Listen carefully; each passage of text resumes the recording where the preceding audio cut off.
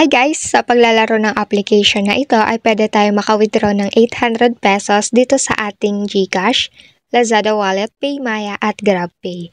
So dito sa withdrawal points ay kailangan lang ng 100 blue tickets. So yung blue tickets na yan ay bibigyan tayo kapag naabot natin dito ang 20 stars at lalabas dito ang turntable. So dito sa turntable ay kailangan dito matutok sa kanyang withdraw now para makapag-withdraw na tayo sa Start Lottery para makuha na natin ang 800 pesos. So ayun, hindi pa natin makukuha ang 800 pesos dahil nakuha natin ay energy. So ayan.